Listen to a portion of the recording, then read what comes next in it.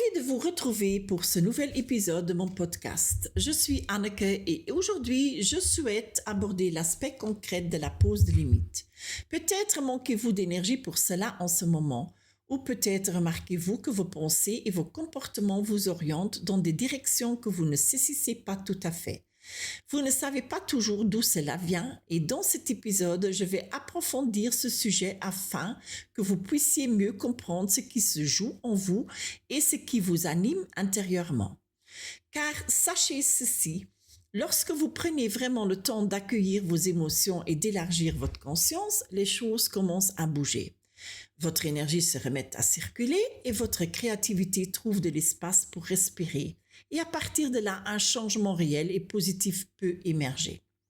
Si vous avez le cœur ouvert et aimant, vous êtes déjà sur une belle voie sur le plan énergétique. Et l'objectif n'est pas de fermer votre cœur, mais plutôt de développer une profonde confiance en vous. Ainsi, vous pourrez trouver vos propres outils pour créer un sentiment de sécurité et établir des limites. Ce processus est souvent influencé par des événements de notre enfance. Et croyez-moi, vous pouvez vous en libérer. C'est un choix que vous faites pas à pas en avançant vers l'âge adulte. Bien entendu, cela prend du temps. Et une fois que vous avez commencé, vous continuez à affirmer cette compétence tout au long de votre vie. Un jour, oui, moi, j'ai coupé les liens énergétiques qui me reliaient à ma mère.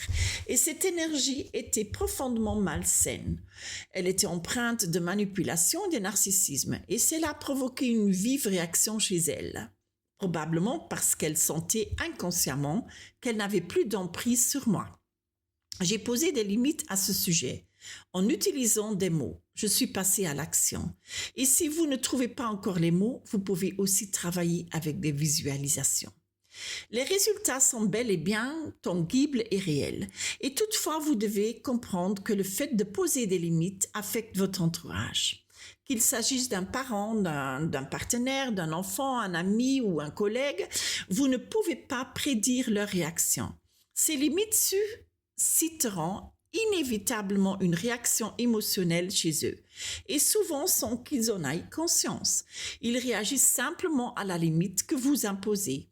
Il arrive souvent que les gens se mettent en colère, et cela peut donner lieu à de nouvelles tactiques de manipulation visant à vous faire changer d'avis ou à vous culpabiliser.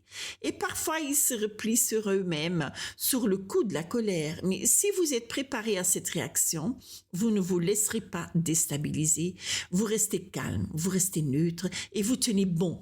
Laissez simplement cette brève bouffée de colère vous traverser, elle finira par passer. Bien sûr, en pratique, ce n'est pas toujours aussi simple, j'en suis consciente. Mais vous pouvez vous préparer, surtout lorsque des enjeux importants sont en cause. Et n'oubliez pas, votre entourage est habitué à votre façon d'être habituelle. Nous aimons mettre les choses dans des cases. Et c'est une façon pour notre psyché de se rassurer. Il s'agit d'une illusion de sécurité créée par notre cerveau reptilien. Une illusion que nous percevons comme une réalité. Et ainsi, même si vous vous préparez mentalement ou visuellement à poser des limites, vous n'êtes pas encore tout à fait au bout du chemin. Une question importante demeure. Que ferez-vous si l'autre personne refuse d'accepter ce changement dans votre relation? Dans le pire des cas, cela pourrait entraîner la fin de la relation.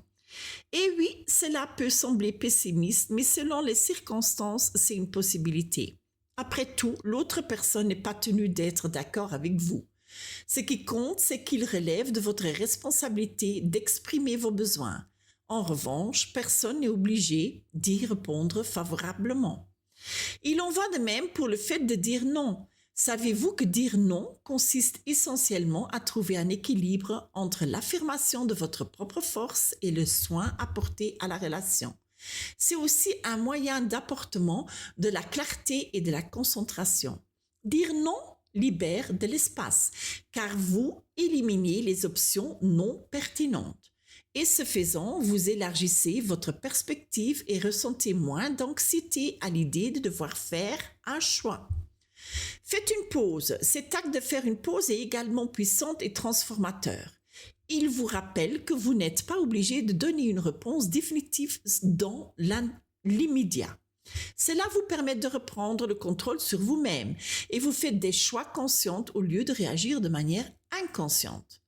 Dans notre jeunesse, beaucoup d'entre nous ont entendu dire que leur sensibilité n'avait aucune valeur. Par conséquent, nous avons commencé à ignorer cette sensibilité. Et les femmes en particulier ont souvent été conditionnées à refouler leurs propres besoins, imprégnées de l'idée que ceux des autres devaient toujours passer avant les leurs. Ce sont là des influences qu'il ne faut pas négliger. Et vous savez, je ne savais pas non plus comment faire cela à l'époque. J'ai très peu vu de maturité émotionnelle durant ma jeunesse, mais j'ai appris et vous le pouvez aussi. J'en récolte des fruits chaque jour. J'ai découvert à quel point j'étais dans la codépendance, sans même m'en rendre compte. Et aujourd'hui, je suis bien plus à l'écoute de mes besoins, de mes préférences, de mes désirs et de ma propre personnalité. Et cela rend ma vie tellement plus agréable. Vous voulez cela aussi? Ça c'est simplement que cela demande du temps et de la pratique. Et une première étape pour poser des limites consiste à se détacher du champ énergétique de l'autre. Pour moi, cela signifie reconnaître que l'autre commence là où je m'arrête. Je ne me laisse plus absorber par l'idée qu'il n'existe qu'un nous. Pour moi, il y a 3 niveaux. Moi, toi et nous. Ce que vit l'individu, le collectif le vit aussi. Et ce que vit le collectif, l'individu le vit également. Voilà, c'est tout pour aujourd'hui et merci de votre écoute et à bientôt. Si ce podcast a résonné en vous, n'hésitez pas à aimer l'épisode et à le partager autour de vous, car chaque choix conscient met quelque chose en mouvement et plus nous sommes nombreux à choisir de nous éveiller, plus nous pouvons faire une différence ensemble. Merci beaucoup, ciao ciao.